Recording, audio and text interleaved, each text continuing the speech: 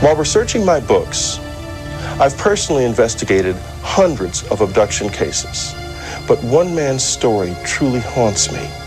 His name is Jesse Long.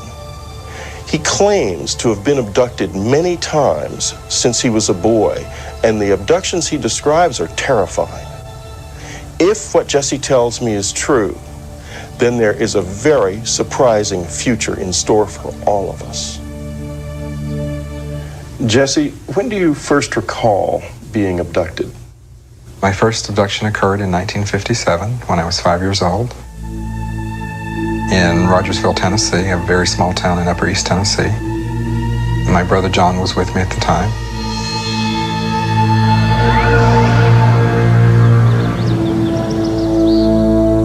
Above the hill behind our house, we came upon what appeared to be a roundhouse under construction. And one man, a taller looking figure, he had a rod, long rod in his hand. A light was emitted from it and we were paralyzed.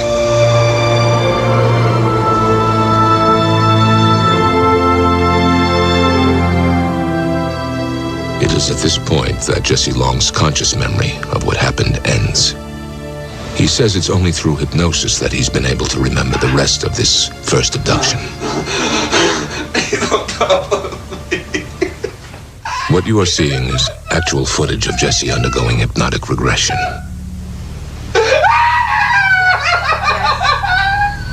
You will not be I remember being taken into the craft, taken into one room. I was placed on a very cold, flat table. My brother was separated and he was taken into another room.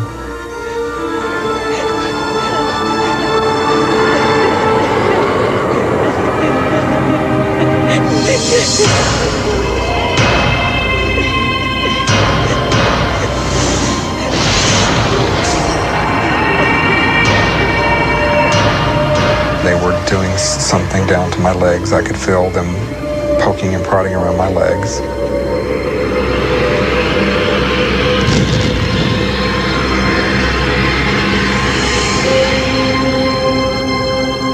According to Jesse, his abductors inserted a small item, an alien implant, into his left shin. And it was in my body for 34 years. Could you feel it inside you? What did it feel like? It was always painful. I always had to wear my socks below the incision point because it was painful. In 1991, Jesse had the foreign object removed from his leg. There it is. This is actual footage of that procedure. That's a good half-inch long, isn't it? This is the object that was in my leg. And unfortunately, during the initial test that was done on it, it was broken into two pieces. But that allowed us to look at the inside. Some have dismissed the object as simply a shard of glass. But when it was analyzed at Southwest Research Institute, a materials analysis facility in Texas, the conclusions suggested a greater mystery. According to the lab's report, the object revealed a very remarkable composition and exhibited unique surface characteristics that cannot be explained, and that the questions outnumber the answers. When the object was removed, I was convinced that whatever this object was had something to do with all of my abductions. Jesse Long believes he has experienced a number of abductions since that first incident in 1957. And they became more and more horrific as he grew into an adult. Most of my abductions occurred very similarly. When they brought me into the craft, they would take me down a long hallway. They would place me on a flat table. Of course, I was paralyzed and had to be because I was kicking and screaming. I didn't want to be there.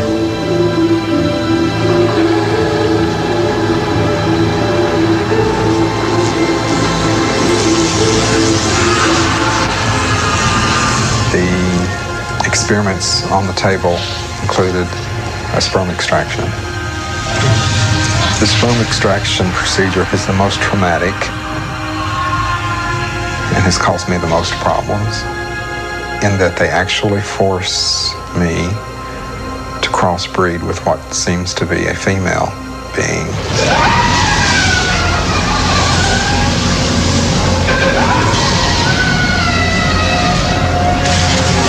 Okay, you're going to wake up. 1, 2. And those people tend to be the people who are boundary deficit disordered. They have problems with relationships. They always say, I've always felt like an outsider. I don't feel like I belong. They can't hold jobs. They just have a tough time in life. And telling this person who's been lost and outside and alone that they do belong, that they're an abductee, that they have an identity, and that there are other people just like them, answers all of those questions for them. Jesse, when you tell people about your experiences, do they believe you? You know, it's not my job to convince anybody. It's my job just to tell you what I've experienced. If you believe it, fine. If you don't believe it, I don't care. This is evidence that can't be ignored, and the story just gets more and more disturbing. What Jesse says happened to him in 1990 may answer the question that hangs over every abduction account. Why is this being done?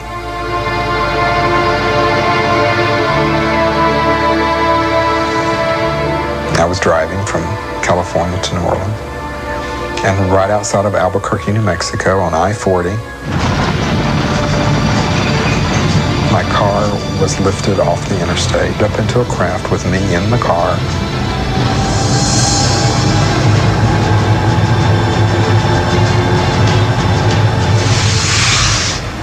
I was taken aboard the craft, placed on a table. I was presented with a baby, was told, "This is your child."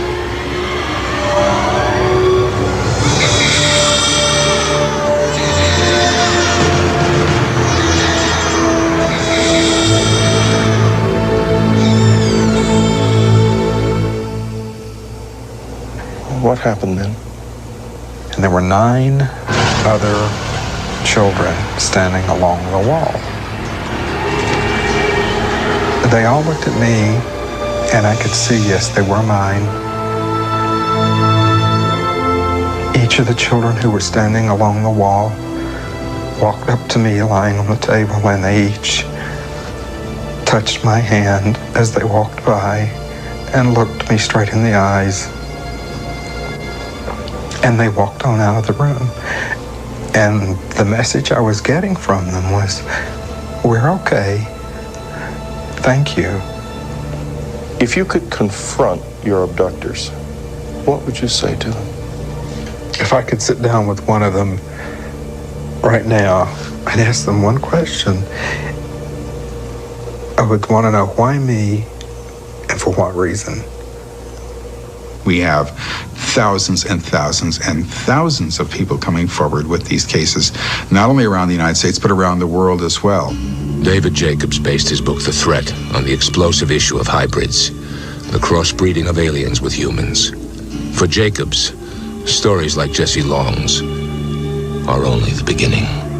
I think we are looking at a catastrophic situation. I think we are looking at a disaster.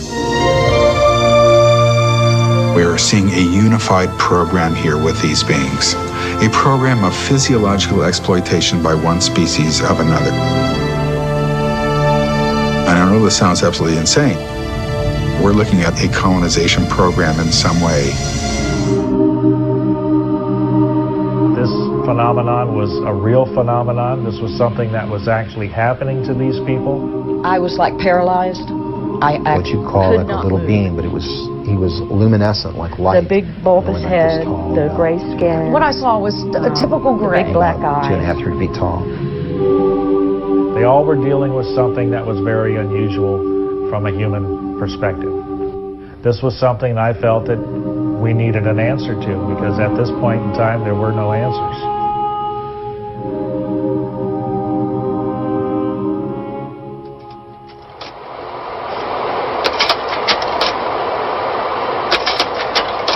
My name is Joe Jordan, and I'm the State Section Director for the Mutual UFO Network for Brevard County, Florida.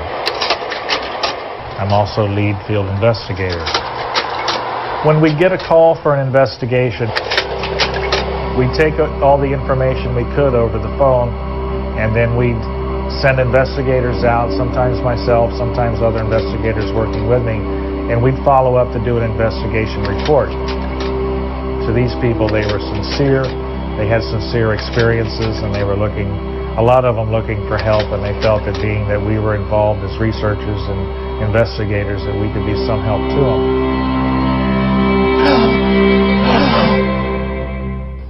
My name is Joyce Ahrens. I'm a floral designer. Well, I am separated from my husband. We've been separated for about 5 years. I have 2 children, a boy and a girl, and I have 9 grandchildren. One abduction experience we had, both of us, and both of us remember this too. I was laying in the bed, my husband and I was laying on my right side. And all I could see when I opened my eyes, all I could see was this red light above the window, and I could see my husband's shoulder, but I was like paralyzed. His skin looked like elephant skin, and he had the big bulbous head with the big wraparound eyes. As an honest researcher, I realized that I couldn't just count these people out because the stuff that they had was so bizarre. Whenever I went on board ship, the alien he got really mad at me because I had had my tubes tied after my daughter was born.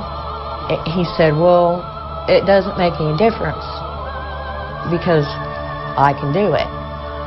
Well, I honestly believe the next morning when I woke up, I was pregnant.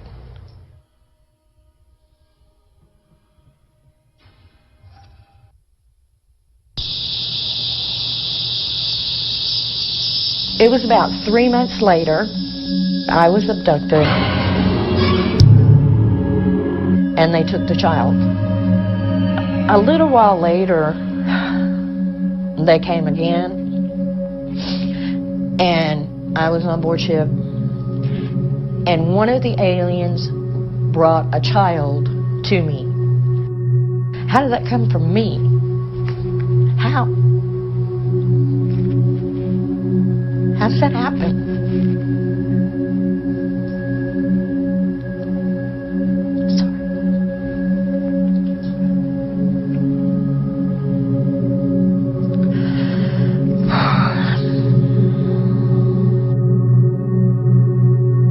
Most of the researchers in the realm had said it wasn't possible to stop an experience. Knowing that, I called some of the leading researchers in the country. So I said, guys, I've got a very unusual case here.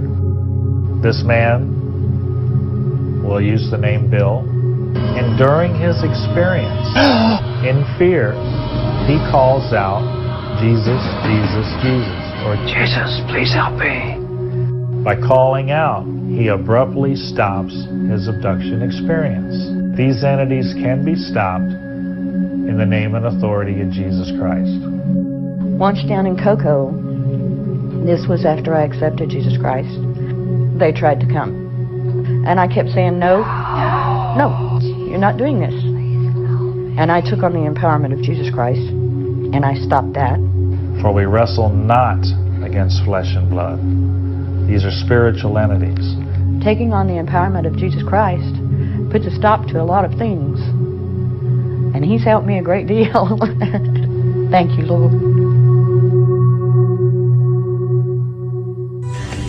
As we study the passages in the Bible that describe what we call the end times, it's interesting that one of the characteristics that shows up in Daniel 2 is that it says they will mingle themselves with the seed of men.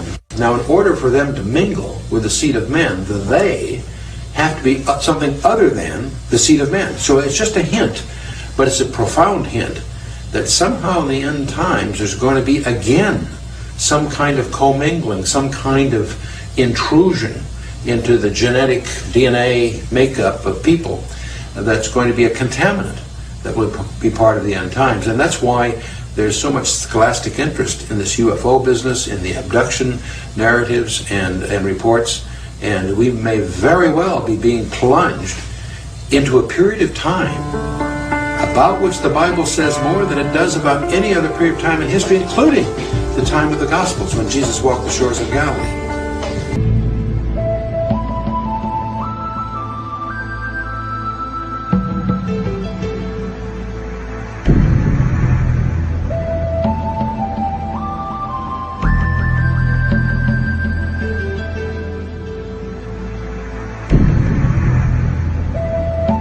There's never been a phenomenon like this.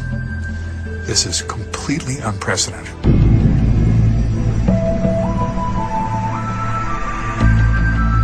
Everything that happens on board is for a reason, everything is logical, everything is rational, and everything is understandable with enough information.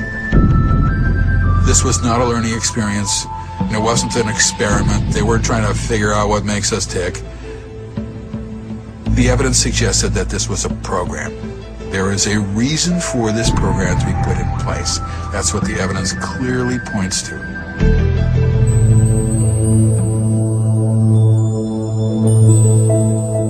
What was happening was that people were talking about this reproductive material. People were having sperm taken, they were having eggs taken. People report that they were having embryos injected into them and sometimes retrieved from them. What we conclude is that maybe these people are creating hybrids, creating a special race of people with DNA from us, human DNA, and with the alien DNA, creating people that are, I guess, more intelligent, more sophisticated. And I have heard other people tell me stories alluding to that effect. I began to hear accounts of abductees who were taken into a room and their attention would be directed to a screen-like device. And on the screen, there would be a scene of normal human activity. A picnic, kids playing ball, guys standing around a grill, people talking to each other. And they'll hear in their mind, can you tell the difference between you and us? And the person will look at the screen and say, no, everybody looks the same to me. And they'll say, see, isn't that wonderful? Isn't that great? Soon we will all be together. Soon it will be wonderful. Soon everybody will be happy. Now, you hear that once. It's not a pattern. You hear that once, you just discard it. Interesting, who knows? But when you begin to hear it over and over again, then suddenly it has different meaning. This is from other people who are not aware of this testimony. Then I began to have a series of very bizarre accounts, but once again fitting patterns that people were saying, where they know that in the future they have a job to do. These are abductees. And the job is to stand on the corner, and when panicked people come by to tell them, it's okay, everything is all right, just keep moving this way, and they would practice that. And they would sort of do that, and they knew that in the future this is what they would have to do. And then I began to understand that what they were telling these abductees, what these beings were telling these abductees, is that ultimately this is an integration program into the society, not with gray aliens most likely, but with these hybrids who look quite human. For years and years and years, people would write to me and say, oh, well, are adult hybrids walking among us? And the answer is absolutely not. There's no evidence whatsoever that that's the case. But the evidence that I've been getting recently in terms of the goals of the program is that that might be the case. I don't really know yet. It's possible. And I am embarrassed even to say that. I'm embarrassed. And yet, it fits the pattern of all the evidence that I've been hearing for the past 20 years. It's focused on hybrids. The reproduction is to reproduce hybrids, and it does appear to be an integration program, as crazy as that may sound. This is a technologically superior society by definition that we are seeing, and everything that is described is technologically superior. That is not the problem. The problem is that it's neurologically superior as well. They can control us neurologically, and they can do it from a distance. That makes them superior.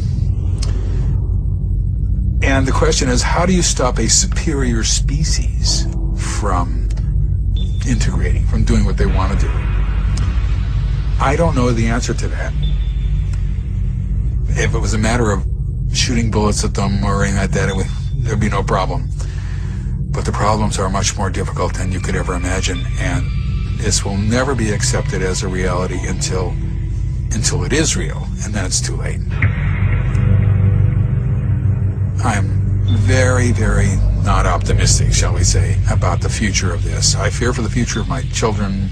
Both of them are in their 20s now, and I just think that they're not going to have a future the way they think that they are, and the way that I had hoped that they would.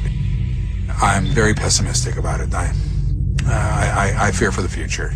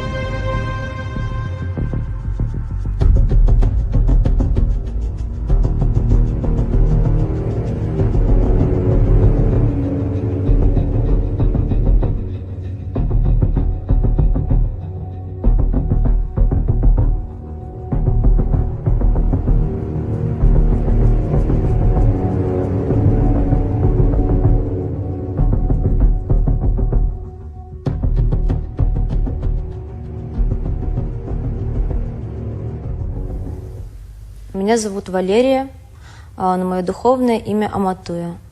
Я лектор по внетелесным путешествиям, веду семинары на духовные темы.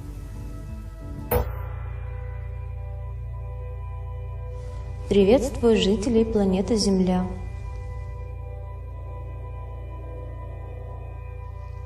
Я Аматуя. Тапильцин, Пакали Ватан, Веракоча, Тара, Навихия. Цель моей жизни – прийти сюда для того, чтобы помочь людям осознать, что нужно переходить со стадии человек-потребитель в стадию человек-полубог. Я есть все. Все есть любовь. Любовь есть Бог. Я – это вы, а вы – это я.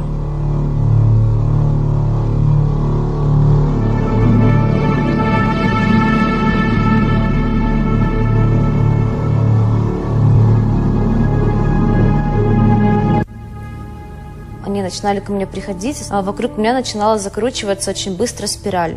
Мне всегда очень хотелось ее остановить, но я не могла.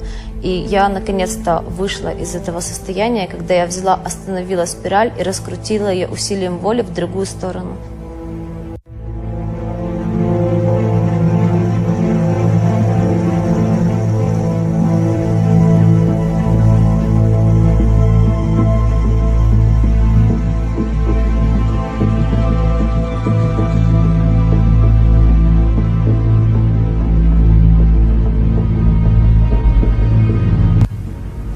Где-то мне было около 12-13 лет.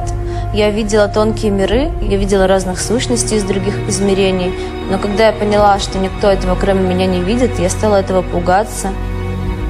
Мама даже чертила вокруг моей кровати мелом для того, чтобы я не боялась, и говорила мне: вот видишь эту черту, за нее они к тебе не подойдут, не бойся. Там, откуда я пришел, существует только любовь и радость. Существа в нашем измерении не имеют пола. У нас нет такого понятия, как муж, жена, дети.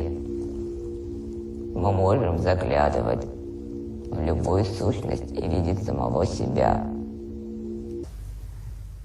We can see, hear, and move about as well as experience other sensations familiar to us. But do our capabilities end there? There is something out there that has forever altered human history and culture. Something we know nothing about. В этот момент я вышла из тела. Я вышла в астрал спонтанно. И когда я вернулась, я поняла, что это тот путь.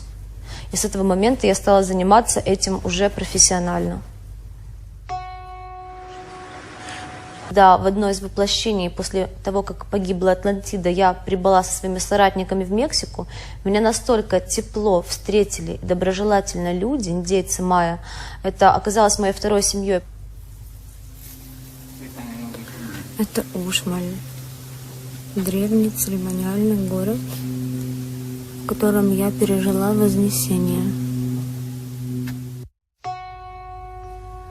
Я себя люблю. Все мы стремимся к идеалу.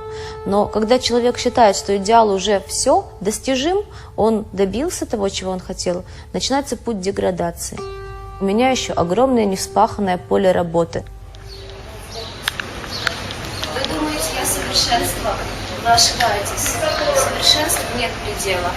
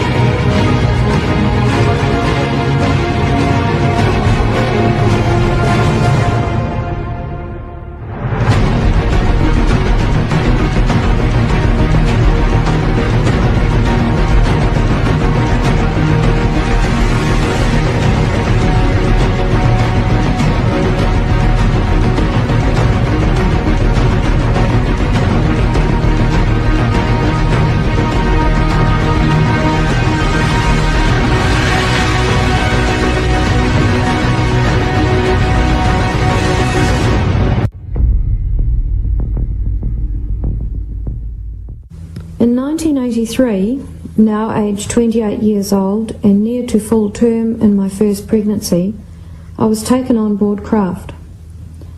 My memory begins with me being assisted down a corridor by two tall entities, a mixture of species. They expressed concern for me as I had been ill throughout the pregnancy, and so they tenderly supported me as we entered a small room. They helped me onto a shelf-like bed, and we were joined by a grey.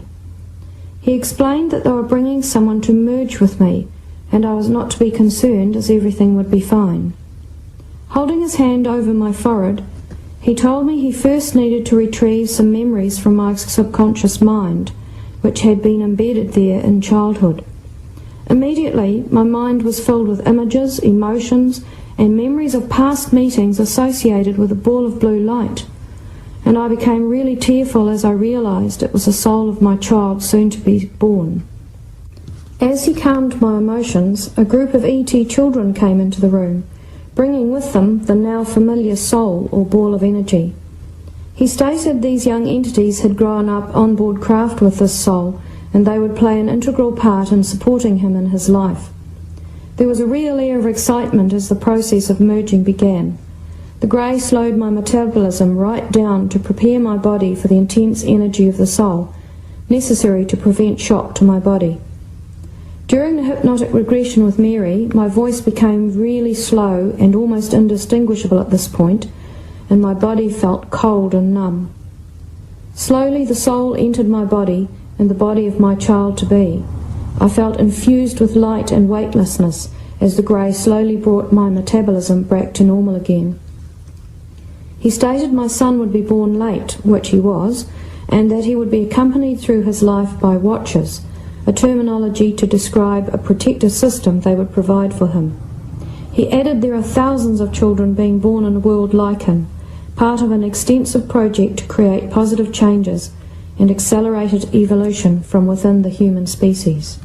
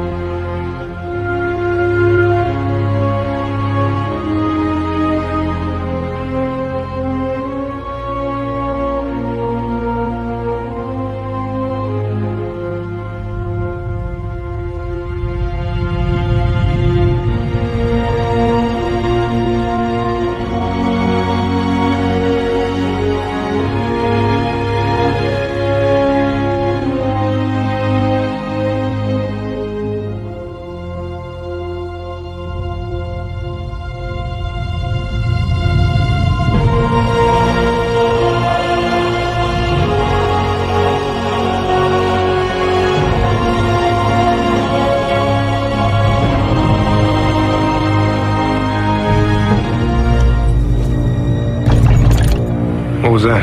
Tyler, do you feel that? Tyler! Tyler! Mom? Stay where you are. I'm coming for you.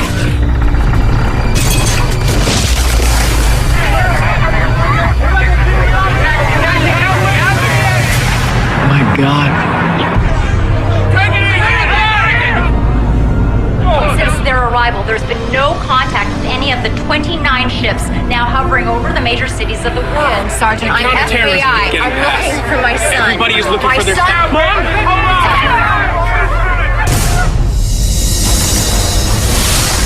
Don't be frightened. We mean no harm. Calling themselves the visitors. Dude, that is so cool. The world's in bad shape, Father. Who wouldn't welcome a savior right now?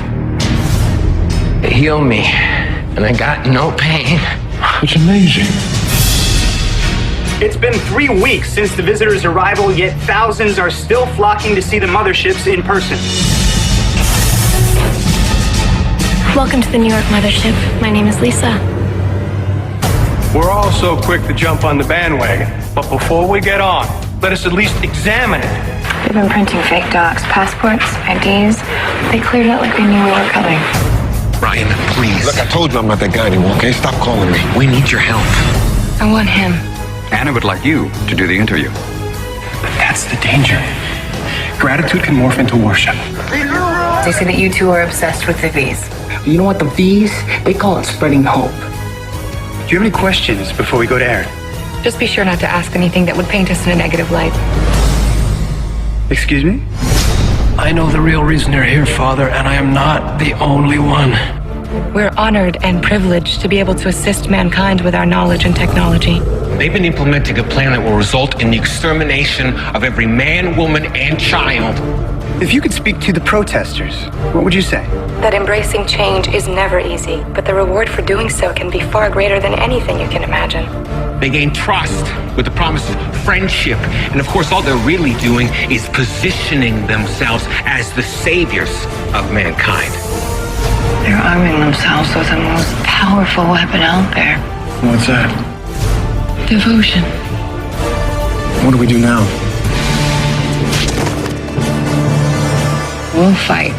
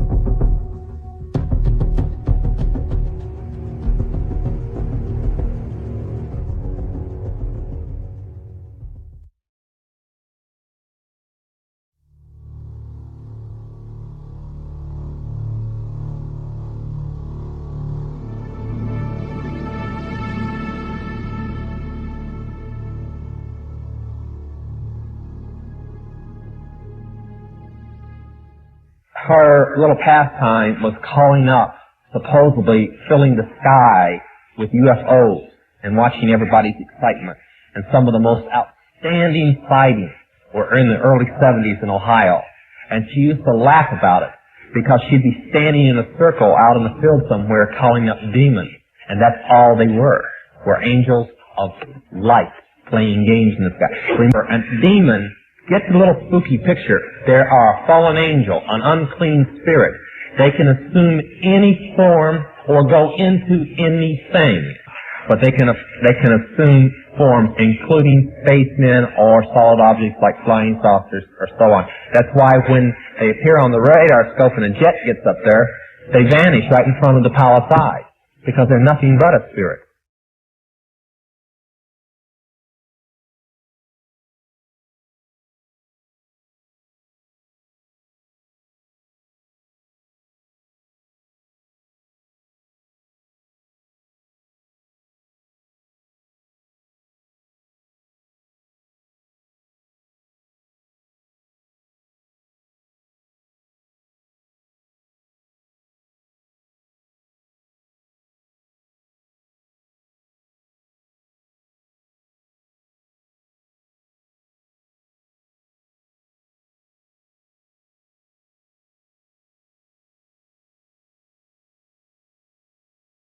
And then, of course, there are plans to create a mock alien invasion.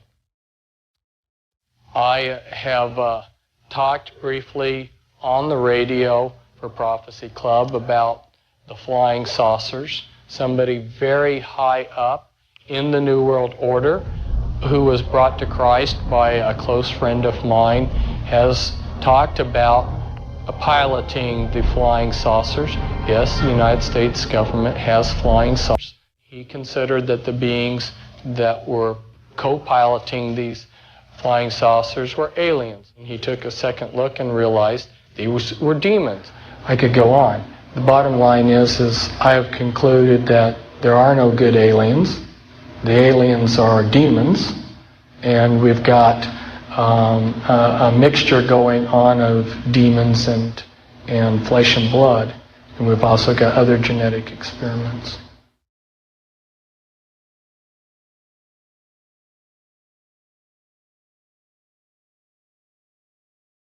I'm just giving you a tiny sampling of how sophisticated this programming really is. Satan has really outdone himself. And they have a program for infiltrating the churches. And anyone who is a Christian minister is going to be singled out and targeted.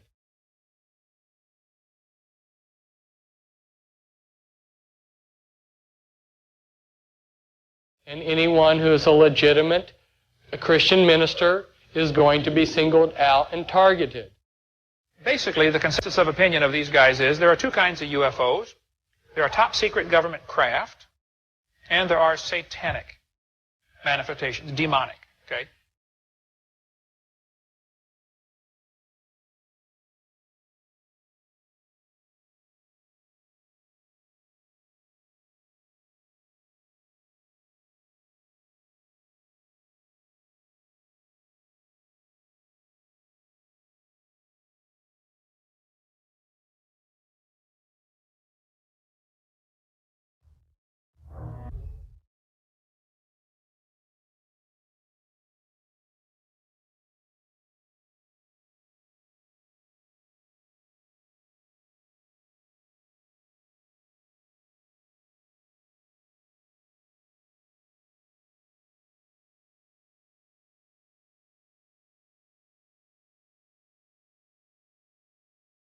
Now, I have since come to believe that the extraterrestrial portion of all of this is nonsense, but that the technology is real. I believe that many of us were shown these documents over the years so that later we would talk about it. I mean, how can you keep the existence of extraterrestrials, if they were real, a secret? And how could anyone keep quiet knowing that they had seen documentation, official government documents labeled top secret, that expressed that these extraterrestrials were real and had visited this earth? I wanted to know just how true all of this was, and I began a program of research to find out if extraterrestrials were real. What I discovered was amazing.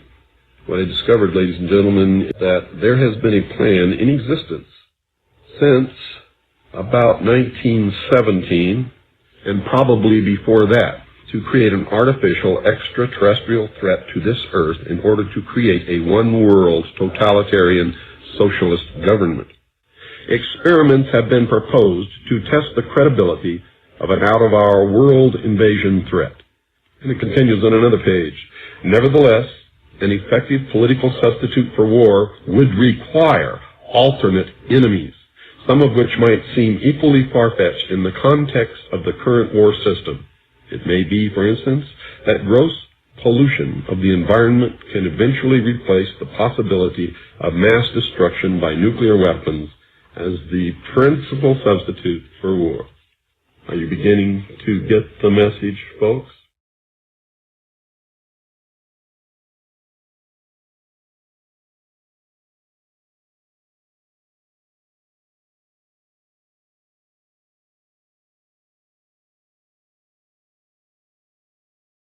I know for a fact that the plan is to make all of us feel totally helpless, That what's happening is beyond our realm to affect because we've been taken over by aliens, that our Independence Day is dawning.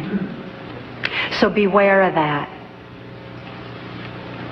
Understand that those criminals have been keeping information and technology from us under their blanket of national security. They are 25 years ahead of us at least, technologically.